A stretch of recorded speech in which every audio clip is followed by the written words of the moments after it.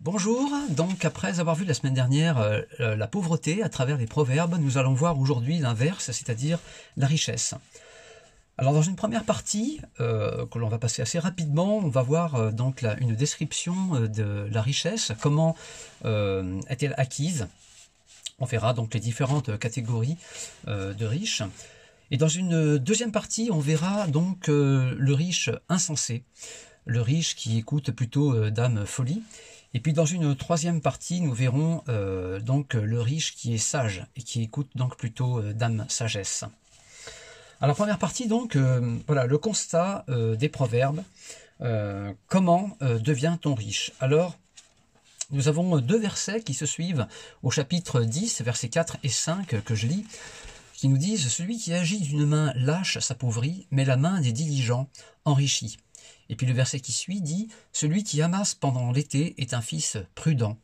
Celui qui dort pendant la moisson est un fils qui fait honte. » Donc il y a tout d'abord cette idée effectivement d'amasser, d'être quelqu'un de prudence, quelqu'un qui se met au travail également.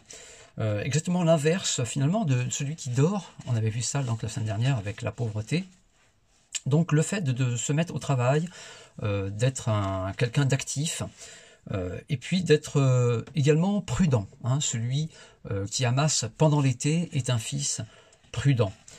Donc il y a cette idée également d'amasser peu à peu. Donc on peut être un chrétien et acquérir bien doucement, régulièrement de l'argent, par exemple placer de l'argent sur un livret et puis attendre patiemment que cet argent augmente, se constituer un pécule pour des temps difficiles. Ce n'est pas un problème, c'est quelque chose au contraire d'intéressant, de quelque chose de sage, d'après la parole de Dieu. On voit également un autre verset qui est au chapitre 21 et au verset 5. Et ce verset dit « Les projets de l'homme diligent ne mènent qu'à l'abondance, mais celui qui agit avec précipitation n'arrive qu'à la disette. » Alors là, il y a cette notion de faire des projets également. Faire des projets pour essayer de gagner de l'argent, de gagner sa vie. Là encore, c'est quelque chose qui est bon, quelque chose qui est sain. Voilà. Et donc cette idée également d'avoir de la patience, de réfléchir, de mûrir un projet est opposée ici au fait de se précipiter. Voilà, je relis ce verset qui dit, voilà, celui qui agit avec précipitation n'arrive qu'à la disette. Donc, il y a cette notion de mûrir un projet, de le réfléchir. Voilà quelque chose donc qui est bon. Donc, acquérir de l'argent finalement par des projets qui sont mûris, par une certaine patience, par un travail également régulier, le fait d'amasser peu à peu, pour avoir de quoi nourrir sa famille, mais également avoir de quoi subvenir à des temps difficiles. Alors à l'époque, ça pouvait être une famine. Aujourd'hui, ça pourrait être des difficultés économiques, comme celles que l'on vit actuellement et que l'on risque malheureusement de vivre dans les temps difficiles qui viennent. Donc, être prudent est un principe de sagesse. Les façons d'être riche, malheureusement, elles peuvent être également mauvaises. On peut être riche par mensonge, par tromperie, par vol. On voit cela au chapitre 21, verset 6, où ce verset nous dit « Des trésors acquis par une langue mensongère sont une vanité fugitive et l'avant-coureur de la mort. » Alors bien sûr, on peut acquérir des richesses en faisant un casse, en faisant une banque, des choses comme ça qui bien sûr peuvent conduire tout droit en prison. Mais on peut acquérir des richesses également en ayant des voies tortueuses, en ayant un comportement qui n'est pas sain. Et voilà encore une autre catégorie de riches. On peut être riche en trompant, en ayant une attitude mauvaise. On peut être riche également en exploitant les autres. On le voit à travers le proverbe 28. Également au chapitre 8, celui qui augmente ses biens par l'intérêt et l'usure les amasse pour celui qui a pitié des pauvres. Alors ce verset nous dit qu'en fait, celui qui agit d'une telle manière, finalement, il sera un jour dépossédé de ce qu'il a, et sans doute que ce sera quelqu'un qui sera plus sage, qui pourra profiter effectivement de cet argent-là. Celui qui aura pitié du pauvre, c'est celui qui est sage, Et ce verset dit que parfois, eh bien, le Seigneur permet que celui qui a acquis des richesses d'une mauvaise manière soit dépossédé de ce qu'il a au profit de celui qui est sage, et que le Seigneur va bénir donc par la richesse.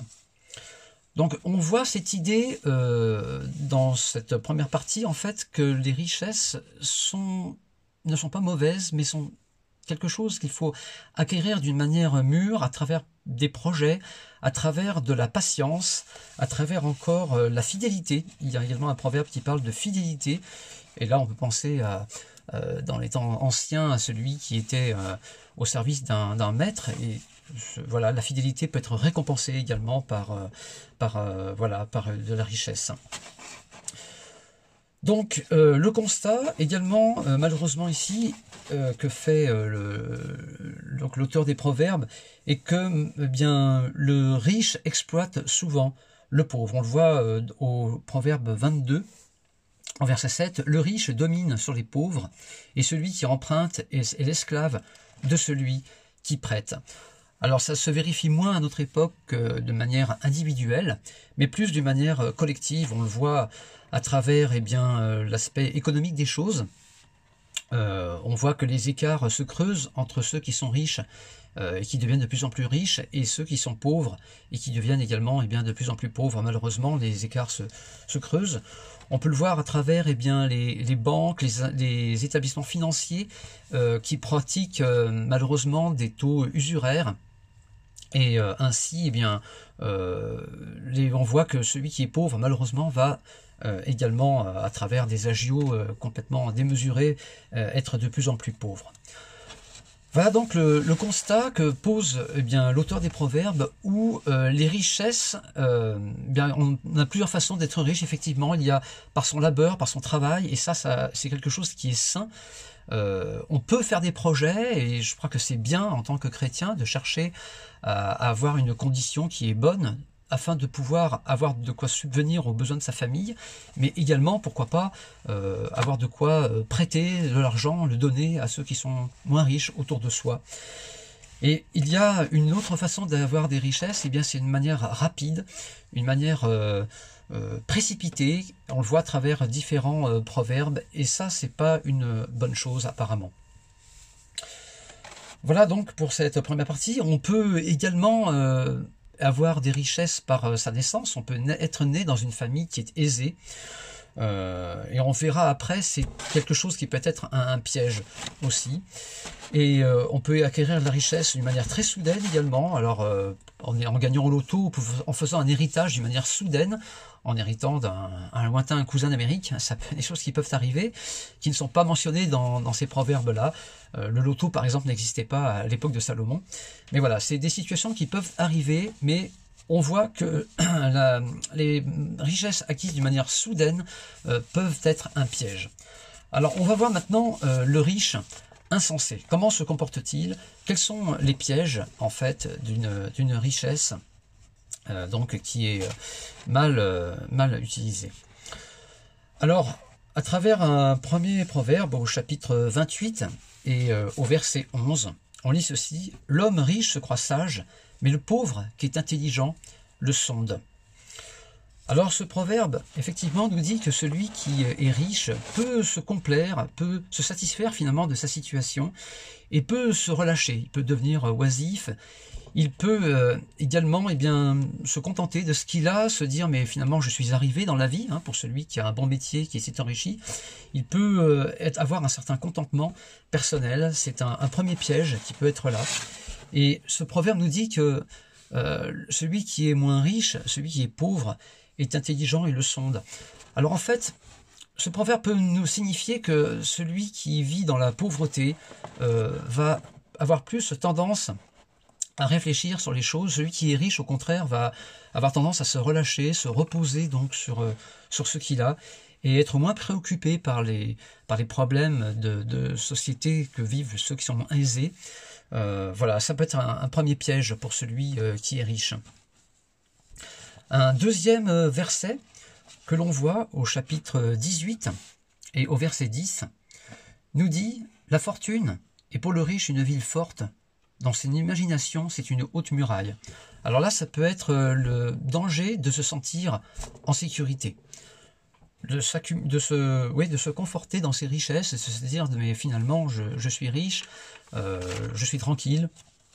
Et en fait, la parole de Dieu ici eh bien met en garde parce que c'est un piège évidemment, et la richesse est peut-être passagère. On peut vite être dépossédé de ce que nous avons. Encore un autre piège. Eh bien, c'est celui qui est riche croit qu'il va être riche donc jusqu'au bout, je le disais à l'instant, alors qu'on peut être dépossédé rapidement de ce que l'on a. On voit ceci au Proverbe 27, au verset 23 et 24, qui nous dit « Oui, la richesse ne dure pas toujours, ni une couronne éternellement. » Voilà encore un autre danger. L'autre danger de celui qui a des richesses est de vouloir épargner, mais d'épargner à l'excès. Alors, épargner à l'excès, au chapitre 11 et au verset 24, nous lisons ceci. « Tel donne libéralement, devient plus riche, et tel qui épargne à l'excès ne fait que s'appauvrir. » Et c'est vrai qu'il y a une façon de vivre qui peut être un piège. C'est de celui qui aura tendance à vouloir épargner à l'excès, celui qui va vouloir vraiment faire des économies constamment sur sa façon de vivre et qui va finalement devenir, on peut dire, radin. Eh bien, il va finalement s'appauvrir parce qu'il va vivre d'une manière qui n'est pas équilibrée. Et la parole de Dieu, le but du Seigneur, eh bien, c'est que nous ayons une vie équilibrée, et le constat de l'auteur des Proverbes ici nous appelle effectivement à un équilibre, à savoir donc faire des projets, à savoir mettre de côté, à savoir être prudent, mais l'excès, comme l'excès en toute chose, est une mauvaise chose, et celui qui épargne d'une manière excessive va finalement vivre d'une manière pauvre et ne va pas vivre selon ce que le Seigneur désire. Voilà encore un autre piège. Encore une chose qui peut être dangereuse, eh bien, c'est d'être obsédé par ses richesses. Le riche va pouvoir avoir son cœur qui s'attache aux richesses. Et là, je pense à un proverbe, non pas à un proverbe, mais à une parole dans l'évangile de Matthieu, une parole de Jésus qui a dit « Car là où est ton trésor, là aussi sera ton cœur ». Et je vous renvoie au message de Philippe, il y a 15 jours, avec l'importance de garder notre cœur plus que toute autre chose. Et le danger ici, pour la personne qui est riche, eh bien, c'est de s'attacher à ses richesses. Et on peut penser également au jeune homme riche qui a été interpellé par Jésus. Jésus a vu le problème qu'il avait. Ce jeune homme était vraiment attaché à ses richesses, et le Seigneur lui a demandé eh bien, de vendre tout ce qu'il avait pour le donner aux riches et de suivre Jésus. Et on voit que cet homme est reparti tout triste. Pourquoi? Parce qu'il était vraiment attaché à ses richesses. Et on voit ce jeune homme qui, peu à peu, était complètement lié finalement par ses richesses. Et ça l'a empêché de suivre Jésus. Donc le fait d'être riche n'est pas un problème en soi. On peut être riche, mais l'important est de ne pas s'attacher à ses richesses. On le voit donc ici. Les proverbes nous parlent donc des richesses. Il y aurait un danger également pour nous qui, finalement, lisons ces versets, qui écoutons cela. On peut se dire, mais finalement, moi, je ne suis pas particulièrement riche, je ne paye pas l'impôt sur la fortune, je ne paye pas l'ISF, et finalement, tout cela ne me concerne pas vraiment. Mais en fait, on peut être quelqu'un de moyen, et c'est la plupart du temps le cas, si on fait partie des classes moyennes. On peut avoir une certaine richesse, et se dire, mais finalement, oui, qu'est-ce que je peux retirer de tout cela? Alors il peut y avoir un danger lorsqu'on fait partie des gens qui ne sont pas très riches, mais qui sont moyens. Ça peut être le danger de la jalousie. Et on voit au proverbe 28 et au verset 22, un proverbe qui dit donc, « Un homme envieux a hâte de s'enrichir, et il ne sait pas que la disette viendra sur lui. » Alors en effet, il peut y avoir un danger, c'est de regarder non pas à ce que nous avons, mais de regarder à ce que le voisin a, et d'envier une personne qui est riche. Et là, il y a un gros danger, effectivement, c'est de vouloir s'enrichir à tout prix. Et il y a un autre passage également, au chapitre 23, versets 1 à 5, que je vais également vous lire. Si tu es à table avec un grand, donc avec un riche, fais attention à ce qui est devant toi. Mets un couteau à ta gorge si tu as trop d'avidité. Ne convoite pas ces friandises. C'est un aliment trompeur. Ne te tourmente pas pour t'enrichir, n'y applique pas ton intelligence. Veux-tu poursuivre du regard ce qui va disparaître?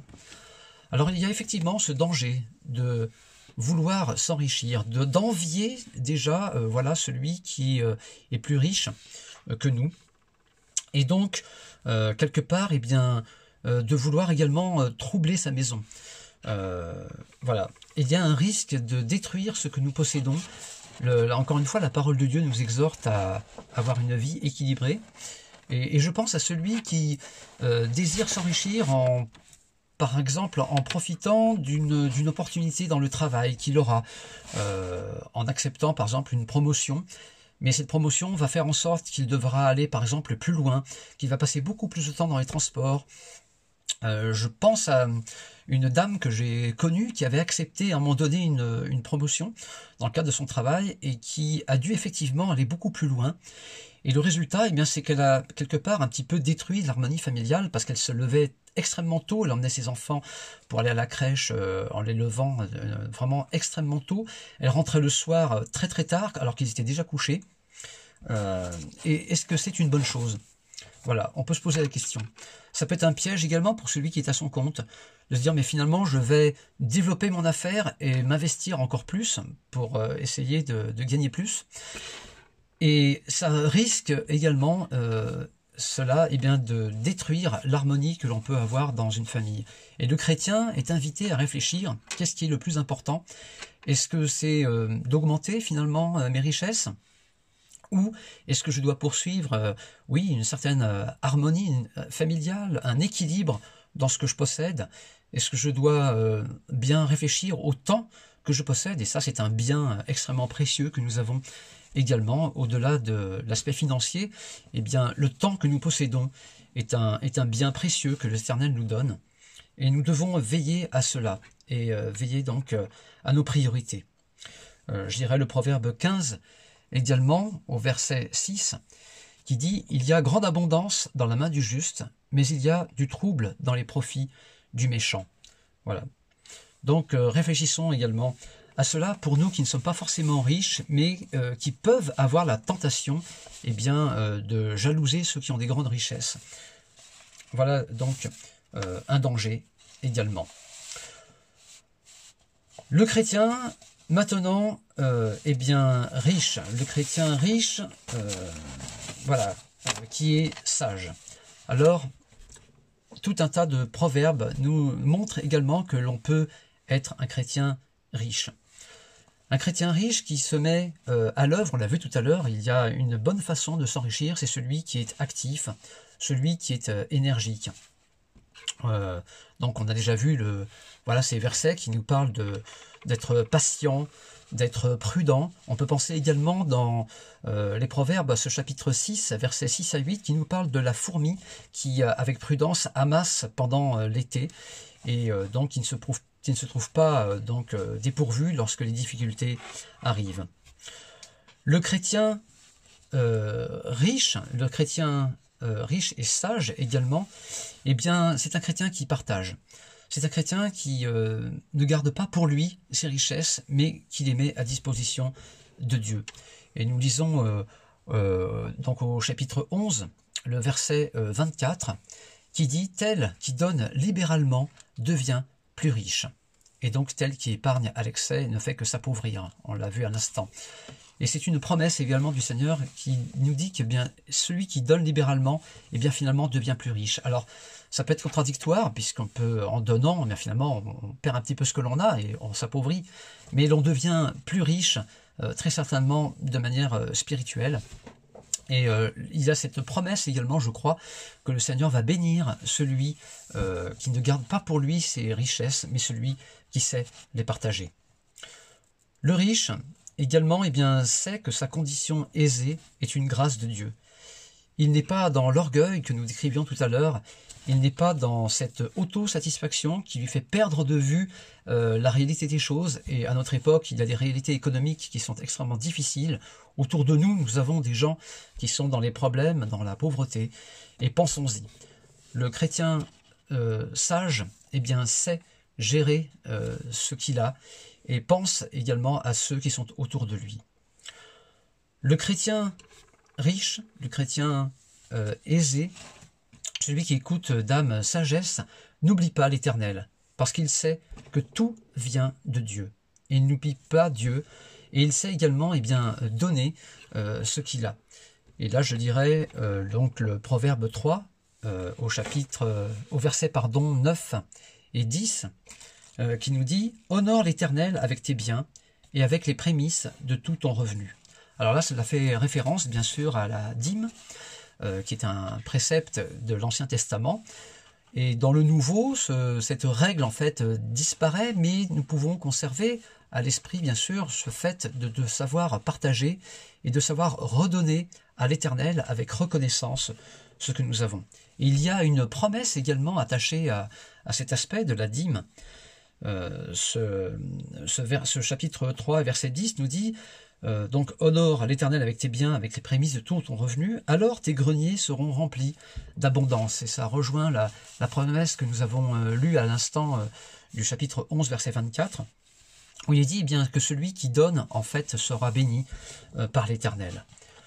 Donc le chrétien est invité effectivement à penser à cela et à préparer, là encore à l'avance. Il y a cette notion de se préparer, de donner les prémices de son revenu. Alors à l'époque de l'Ancien Testament, on donnait les prémices de ses récoltes, ce que l'on avait en tout premier lieu. Et aujourd'hui, c'est bien d'anticiper et de prévoir ce que nous pouvons donner autour de nous. Et lorsque le salaire arrive, ne pas attendre, bien sûr, pour pouvoir donner la fin du mois, parce qu'on ne sait pas si dans le mois des difficultés peuvent arriver. Mais là encore, cette idée est bien d'anticiper et de mettre tout de suite de côté ce que nous pouvons pour le Seigneur et de donner avec joie et avec reconnaissance. Voilà donc la personne qui est aisée, le riche, qui va savoir partager, qui va savoir que ce qu'il a, il ne l'a pas d'une manière continuelle. La richesse peut passer rapidement, le vent peut tourner vite. Pensons à Job, par exemple, qui avait de grandes richesses et qui d'un seul coup s'est retrouvé sans rien. Ça, il ne maîtrisait pas. Nous ne maîtrisons pas non plus ce qui peut arriver dans une vie. Et donc, nous sommes invités à la sagesse, à la prudence, mais nous sommes surtout invités à nous rappeler que c'est Dieu qui est à l'origine de toutes choses. Et dans cet aspect-là, partageons, rappelons-nous que tout ce que nous avons vient de Dieu, et sachons le partager autour de nous. Sachons que la richesse n'est pas quelque chose qui durera forcément toute la vie. Alors en guise de conclusion, également, comment devenir riche? Alors dans la petite bande-annonce que j'avais faite dans Gardons le lien, j'avais fait un petit clin d'œil en disant, voilà, j'ai trouvé un verset qui nous dit que nous pouvons devenir riches pour très très longtemps. Alors ce qui ressort des proverbes, donc c'est une certaine bénédiction de Dieu envers le juste, celui donc qui est droit dans sa conduite, celui qui est fidèle, va être certainement béni par le Seigneur et il aura une certaine prospérité. Mais ce n'est pas une règle infaillible non plus. Un chrétien peut être pauvre et peut être en fait toute sa vie, il peut rester dans la pauvreté. Cela ne nous appartient pas, c'est Dieu qui décide. Et un chrétien donc peut être dans les difficultés financières jusqu'au bout de sa vie, de même qu'un chrétien peut être en mauvaise santé, malade tout le long de sa vie, ou un chrétien peut être persécuté toute sa vie et peut être appelé à cela. Cela ne nous appartient pas, encore une fois, ça appartient au Seigneur. Par contre, nous avons dans la bouche de Jésus une promesse, c'est que, en fait, nous pouvons acquérir des richesses pour l'éternité. Nous pouvons acquérir des richesses qui vont durer, pas pour cette vie-là, pas pour cette vie terrestre, mais des richesses qui vont durer éternellement. Alors bien sûr, je ne parle pas des richesses financières, hein, mais des richesses spirituelles qui sont bien évidemment les plus importantes. Et je dirais ce passage donc de Matthieu au chapitre 6 et au verset 20, qui précède un verset que j'ai lu tout à l'heure, qui parle du cœur. Et donc ce verset 20 pardon, du chapitre 6 nous dit « Ne vous amassez pas des trésors sur la terre où la teigne et la rouille détruisent, où le voleur perce et dérobe, mais amassez-vous des trésors dans le ciel, là où la teigne et la rouille ne détruisent pas, là où le voleur ne dérobe ni ne perce. » Mais donc voilà les paroles de Jésus. Amassez-vous des trésors dans le ciel. Voilà le bien le plus précieux que nous avons, bien évidemment. Ce sont toutes les richesses spirituelles qui sont les nôtres. Et il y a cette promesse du Seigneur également, à savoir que si nous nous appliquons à la sagesse, si nous suivons le Seigneur de tout notre cœur, et quelque part, eh bien, si nous investissons dans les richesses qui durent, celles qui sont vraiment importantes, alors le Seigneur nous bénira. Et je pense que certains regretteront dans le royaume de Dieu de ne pas avoir vraiment pris au sérieux et appliqué à la lettre cet avertissement du Seigneur Jésus dans ce chapitre 6 de Matthieu. Voilà, et de ne pas avoir finalement appliqué ce que le Seigneur nous demandait ici. Alors les richesses, effectivement, elles sont passagères. Les véritables richesses, eh bien, elles se trouvent dans la parole de Dieu. Et le plus important, eh bien, nous qui connaissons le Seigneur, nous qui savons que le Seigneur n'a pas gardé pour lui la richesse qui était auprès du Père, lui, il n'a pas regardé comme une proie arrachée d'être l'égal de Dieu, mais s'est donné vraiment pour venir sur cette terre, pour nous arracher de notre condition finalement de pauvreté, c'est notre condition d'hommes et de femmes perdus. Le Seigneur a tout donné. Eh bien, appliquons à notre porte-monnaie ces vérités spirituelles que nous connaissons. Nous qui avons tout reçu du Seigneur, eh bien, sachons partager autour de nous. Ne gardons pas égoïstement, bien sûr, ce que nous avons, mais sachons être généreux et distribuer autour de nous. Et rappelons-nous qu'il y a plus de richesse, c'était une parole du Seigneur également, il y a plus de joie à donner qu'à recevoir. Voilà, je terminerai en vous posant une petite question également à travers tous ces versets. Quel est votre verset préféré ? Quel est celui que vous retenez? Voilà, vous pouvez en discuter également, y réfléchir. Quel est votre verset préféré et pour quelle raison c'est votre verset préféré? Ou encore également, quel est le verset que vous retenez à travers tout cela? Quel est le verset qui va être finalement votre mot d'ordre pour avoir quelque chose à changer dans votre vie, quelque chose à changer dans la façon dont vous gérez vos biens? Voilà. Moi, je vais partager avec vous, et pour finir ce verset, qui est mon verset préféré dans tous ceux que nous avons lus. Pour moi, c'est le verset 16 du chapitre 16, et je termine en lisant ce verset. « Combien acquérir la sagesse vaut mieux que l'or? Combien acquérir l'intelligence est préférable à l'argent ?» Que le Seigneur bénisse sa parole.